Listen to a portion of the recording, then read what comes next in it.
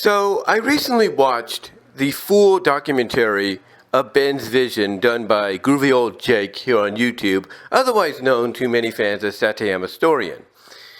And not only did he put this together, but he's also working on a book version which would give us a complete history of the show, along with some of the notes that he brought up here in the documentary. But why did he do the documentary, you might ask? Well, one, this year, in fact, about almost a month now, would have marked 30 years since the original show came out. That's right, the original show, Sonic SatAM, on ABC came out on September 18th, 1993. So basically, in a few days, it'll mark 30 years to a month. 30 years, 1 month since it debuted. So everybody from SatAM Historian to SatAM Reduced and others wanted to do what they could to celebrate it. And they did. They did what they could to celebrate it. And I enjoyed what Reduced did as part of their celebration for the series. And basically, Jake wanted to get this out, this full documentary out in time for the 30th anniversary, but that didn't happen. And the reason it didn't happen the way he originally planned was because he had to keep editing. There was some personal reasons that came up, apparently. He was also working on other things with other people like Team Season. And also the fact that I think he even said that, he may have had an issue with his computer or something like that. I don't know. But finally he did get it out, because I even questioned him at one time, hey, where is it? When are we going to see it? Because he kept saying, oh, it's coming, it's coming, it's coming. He would tell me, oh, I'm hoping that it's going to be this Thursday. I'm hoping it's going to be this day. And just a lot of things started to interfere. But finally, he did get it out. And I can tell you it is worth the wait, because what you see in this documentary is definitely worth it. There is no doubt. What you see in this documentary is definitely worth watching, especially if you're a Sonic fan that's always been curious as to why fans, even fans my age, hold this show in high regard. Because this documentary will give you, as best as it could, all the details that fans, longtime fans, already know about, and some that they may not know about. But there are some things that I did catch upon it. There are some things that I did catch that maybe it's just me, and maybe Jake didn't catch up on this himself, or anybody else that helped him with the project. I don't know if they caught up on it. But there are some elements in there that feel like, when Ken Penders and his team, or the people he worked with on Archie Sonic, at the time, during his time there, it feels like some of these ideas that Ben had for the third season canceled film felt like they got lifted by Ken and incorporated in some manner into the comic. For example, the revelation that Mobius and Earth are one and the same. Now, true, Ben's interpretation is a little bit more different from Ken's, because Ken's had this alien race called the Zordad that was going to basically bomb and destroy Earth, because scientists there had captured one of their own who was coming in peace, and decided that instead of having peace talks, they would basically kill it and experiment on it. So they wanted revenge, and they wanted revenge by blowing up the planet, not realizing that when they did so, it didn't destroy the planet. All it did was cause any overlanders that knew this was coming to go into exile into space, and basically cause any overlanders that remained to get mutated in some form, and basically take cover in a hidden portion of the planet known as Station Square. But what it would do is cause the animal life to mutate into the Mobians, or Mobi sapiens, as they call themselves, that we knew of them today, or knew of them then and today, I should say. And the reason I bring this up is because it feels like Ken Penders may have lifted Ben's idea and incorporated it into what was dubbed as the Sonic Adventure 2.0 Alpha and Omega. Not 2.0, but 2.5. Sonic Adventure 2.5, Alpha and Omega, 124 and 125. It felt like that. It felt like that. And there were other elements too. Like the incorporation of the fact that there were possibly humans and everything involved, probably still existing or had existed during the time that Robotnik and Snively were around. And apparently there was a time jump very similar to what we would see in the comics, with Sonic coming back from space. Because remember, when Sonic came back from space after being blasted into space at the end of 125, light years away, he thought basically a few weeks had just passed, right? But when he came back around 1:30, I believe, what happened? It was revealed that it wasn't, 6 or 4 weeks that passed. No. He found out that instead of 4 to 6 weeks, it was a year. And I find that kind of weird when I watch this documentary, because it feels like Ken took inspiration from any notes that he may have found out about when it came to Ben, and put them into the comic, himself, for his own ideas. Because in Ben's vision, Robotnik and Snively, when they, escaped the colony after causing it to self-destruct or ran off or banished because of, the potential betrayal, and everything, or insubordination, apparently according to Ben's notes, 1,000 years would have passed in between the time they leave the colony and go back to what they assume is Earth, to find out that it's no longer humans or Homo sapiens, ruling the planet. Instead, it's animal life. It's Mobius sapiens, if you will. And that Earth is no longer called Earth, it's called Mobius. And again, I just feel like when you really think about it, Ken probably did more than stick the knife in Ben's back, when it came to the Sonic movie idea or whatever. He did more than that by lifting some of these ideas, because I find it really, really weird that you get these similarities there, right? You get these similarities. You get the similarity of, Mobius and Earth being revealed to be one and the same. The only difference is in Ben's version, it was mankind itself that blew up the planet, and the only remaining life were, the animals that mutated. Well, there are other versions of humans surviving just barely or whatever. Or, the Mobians, meeting up with the humans and realizing they have a common enemy in Robotnik. And, I just find it kind of weird. I just kind of find it weird that there are those similar ideas. And I can only assume that Ken lifted some of those inspirations from Ben's ideas.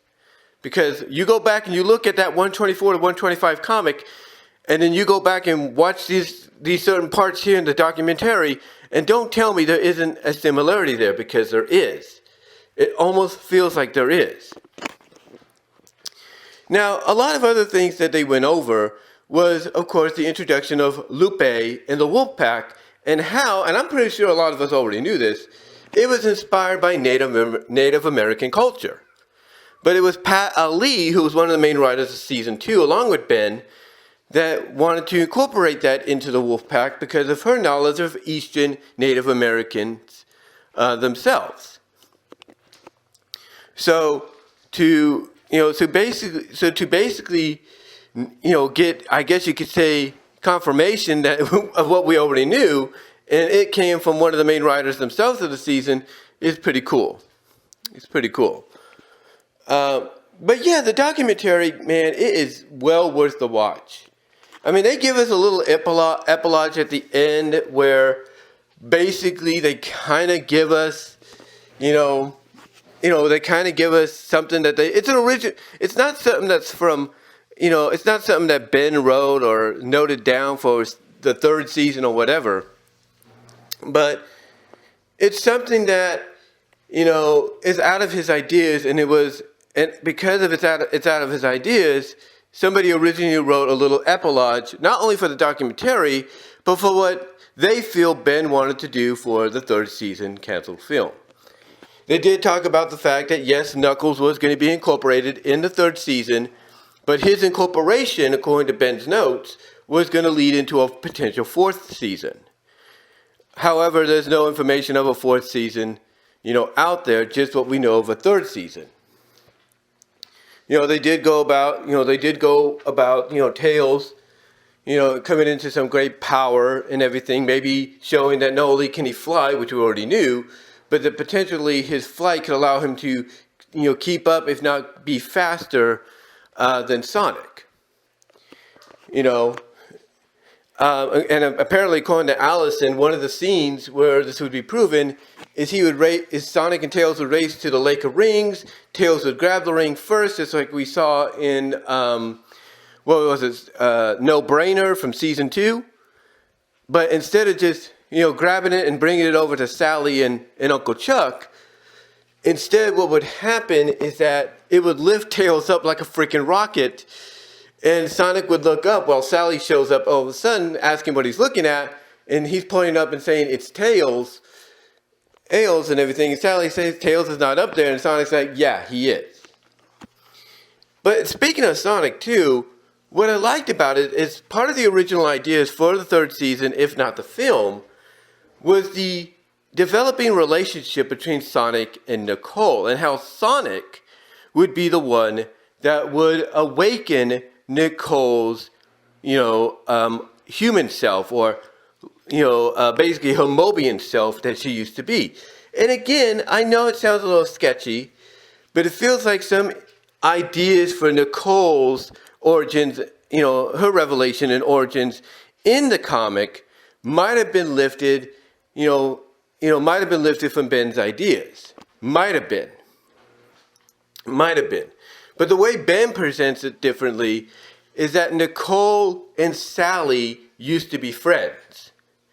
They used to be friends and everything back when they were kids, and then Robotnik basically tricked Nicole because she was a child genius into helping him with something and basically essentially killed her. But this would all lead apparently to a journey in season 3, the / canceled movie, that would keep Sonic, busy, basically give Sonic something to do, because according to Ben's vision, Sonic would not be so, I guess you could say, inclined to really help out when he has to, or he wouldn't be so inclined to be excited about certain things that were being developed to help them rebuild the city back to what it was, because all that was happening with Sonic is he was getting bored. He was getting bored. And this is where his connection and quest to help Nicole kind of get back to who she was, kind of has its foundation laid.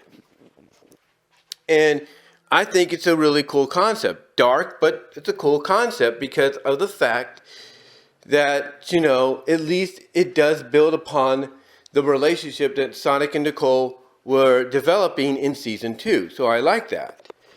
I really do. But again, I can't help but feel that the person that wrote Stargazing, which was Nicole's first appearance in her anthropomorphic linked form, I can't help but maybe they, lifted ideas from Ben Hurst. I can't help but think that. But again, that's just me. That's just me because, like I said, Ben's is a lot different. See, in the comics, Nicole, all it took was her being trapped in, switching bodies, if you will, with Sally ending up in Nicole's computer body for a time, and Nicole ending up in Sally's body. And all it took was that for her to want to know what it's like to be fully fledged, flesh and blood, to know what it's like to touch and stuff. So that's how that came to be. And everything, and also how it kind of was incorporated in the soft retcon, of the book. But as I said here in the documentary, when it comes to Ben's vision, it was very similar. There is some similarity, but the difference is Nicole wasn't somebody that was just a sentient, wasn't just some computerized machine. AI that would develop feelings and, develop what it's like to be, real and all that. Instead, she was an actual being that had her free will and everything taken from her. But the way Ben apparently came up with it, again, I thought was good. I like the fact that he gave Nicole conflict before she realized there was a solution that would, enable things to kind of be, normal, not, taken away from anybody, whether it was for good or not. So I like what Ben, I like the concept that Ben had for Nicole. Here's another thing I like. Now, Ben Hurst did state in the interview that he did for the Sonic SatAM Complete set in 2007, 2006. He brought up the fact that he was going to create a rival for Sonic when it came to Sally's affections, but it was only going to be for a short period of time, and that he was considering it.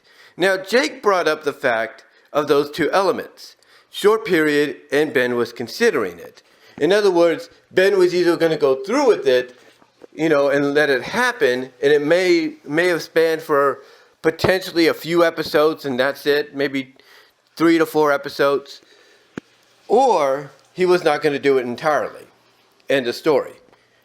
And I have to give credit to the people that created the potential love interest and rival. It was a nice design, very similar to Ari, that we saw in, what was it? I can't think of the episode. It reminded me, the design of the love interest. I got to give credit to whoever did the design. Reminds me, of Ari's design from the episode Warp Sonic. Because let's not forget, in Warp Sonic, Ari was flirting with Sally. And he only did it, though, because he saw the power that the Power Ring was supplying to Sonic. And he wanted that power to help, his people survive. And true, he went about it the wrong way. Don't get me wrong. He went about it the wrong way, and he regretted it and apologized for it. But again, his design reminded me of Sonic. It really did. Now, again, we don't know, like I said, if Ben would have gone through with this or not. If he would have, my assumption, it would have been 3 to 4 episodes, if not maybe from a film perspective, just for maybe 45 minutes of the film, and that's it. 45 minutes, and that's it. Nothing else. But we don't know. We don't know. I'll be honest with you, though. I think it would have been better, no offense to the person that did the moose design for the love interest, or the potential rival, for Sally against Sonic. No offense to the person. I think you did a great job. But I think for a lot of his fans, if you would have made it Geoffrey St. John, I think that would have been a lot better. Be honest with you. But anyway, I thought they did a good job on that design because, like I said, it reminded me of Ari. It really did.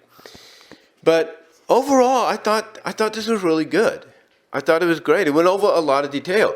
I mean, it went over the fact that, Ben Hurst and Pat Ali, it went over their history, getting into the business and stuff, how they worked on, commercials, how they've worked in voice acting, theater, how they wrote for shows like Taxi, and, Pat Ali did, how they worked for shows like Captain Planet and the Planeteers, and, how they would, like with Captain Planet and the Planeteers, how they would fight, to keep, certain episodes on there, like the one that they Pat fought for called something that deals with hate and everything.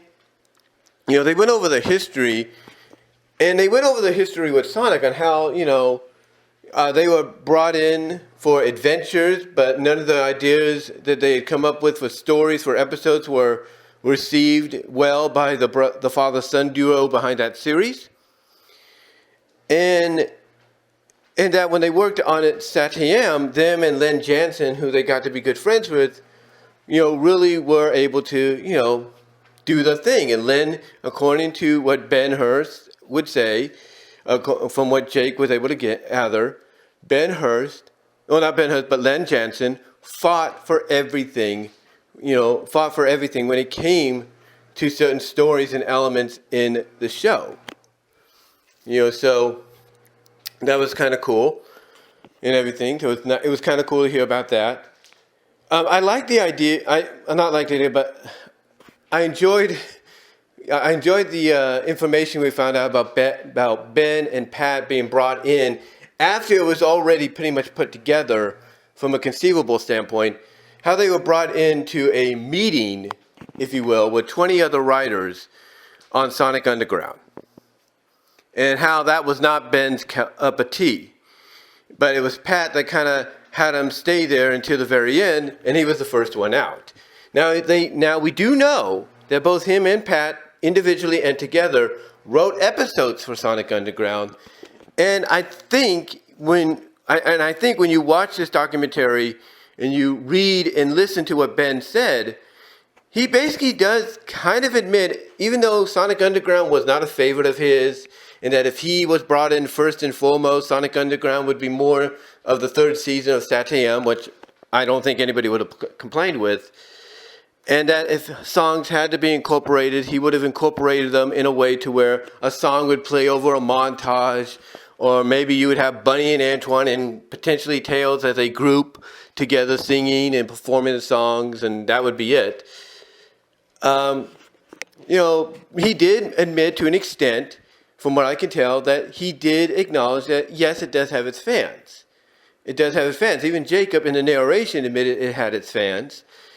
And also the fact that some of the episodes were decent. Some of the episodes were good. They weren't bad. They were good. So there was some salvageableness in the show. But just like SatAM, and Jacob didn't bring this up, but just like SatAM, it too ended on a cliffhanger. It's like, what is the problem here with ending these shows on cliffhangers? That's what bothers me probably most of all. But in the end though, like I said, this documentary is definitely worth watching. It's definitely worth watching. It's definitely worth seeing. And I would have no issue whatsoever. If he wanted to, and this is just a suggestion, but I would have no issue if Jacob wanted to add this to the book. Add this like a little bonus disc at the end of the book. You know what I'm saying? Whether it's a regular DVD, maybe Blu-ray, whatever. I would have no problem if he wants to add that to the book. Like a little, hey, here's a bonus thing for you to check out, when it comes to getting this book. I have no problem with that. But again, I highly recommend you check this out because there's a lot of things that they go over in here. Like they go over the fact that they were eventually going to explore the parents and all that. For each of the freedom fighters, kind of do a background for them and everything. I like that. I like that concept. I like that idea. I like Dulcie coming into her own. It's again, just so much information.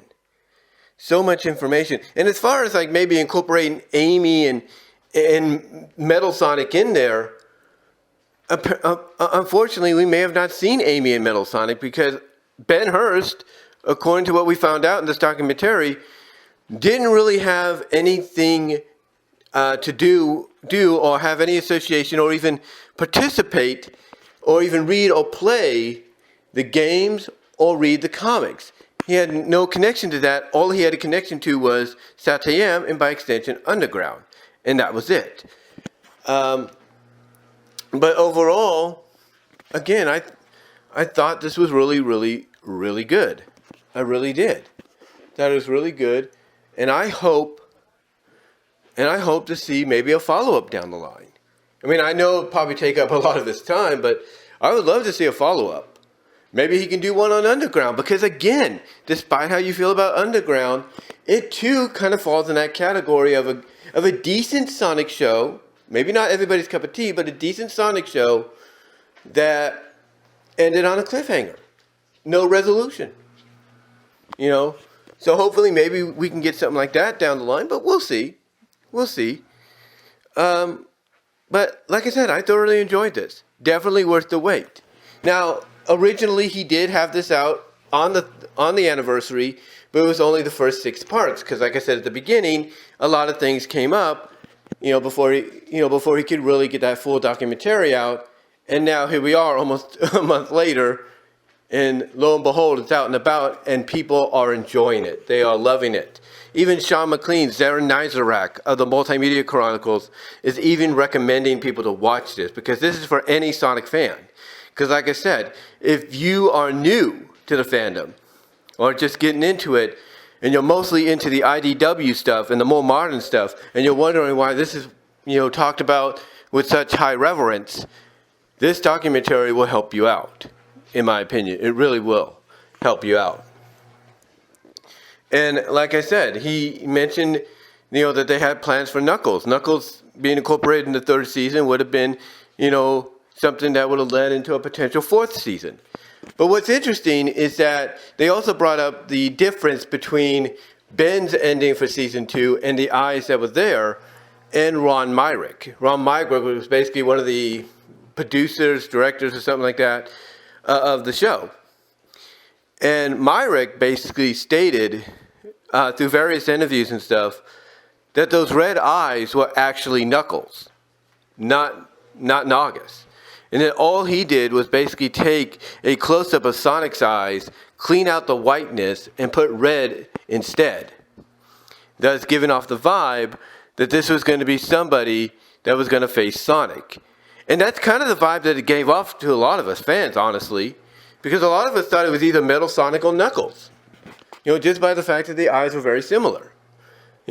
How can you make Naugus's eyes, make that, because here's the thing. How can you make that Naugus's eyes when we know that's not really his eyes? We know he's a shapeshifter. That's not a deal break. That's not a deal breaker. That's an explanation. But the point is, a lot of us kind of had a feeling it was either Metal Sonic or Knuckles. And when you have Ron Myrick come out years later and say, I don't know what Ben was, basically say that, I know Ben probably meant, from a script perspective, that was going to be Naugus. But in reality, we had it planned out to be Knuckles. So that was an interesting revelation, even despite the fact that Ben had Knuckles planned out, for the third season anyway. So again, it's stuff like that that really gets your attention, and a lot more. A lot more. But I can't really say any more than that. Then again, like I said, I highly recommend you check this out. It's worth the watch. And again, I feel, and this is just a suggestion, I feel that if he wants to really give some oomph, and kind of a thank you to the fans, maybe he can incorporate this onto a physical media disc as part of the book. Like put it at the end of the book saying, hey, you read the book, go to the back, oh, here's a disc you pop into your Blu-ray or your 4K or DVD. Just saying. But again, I highly recommend it, guys. Big shout out to good old Groovy Jake, SatAM historian. You did a great job here. Shout out to those that helped him out with it. Jay Foxfire and many others, Mega Motion. And all you guys, you did a great job. And again, maybe we'll see a follow-up. Maybe we'll see a follow-up on Underground. Maybe we'll see a follow-up on Archie Sonic. Who knows? But let me know what your guys' thoughts are. Comment down below. Live chat during the premiere. Like the video. And until then, I am out.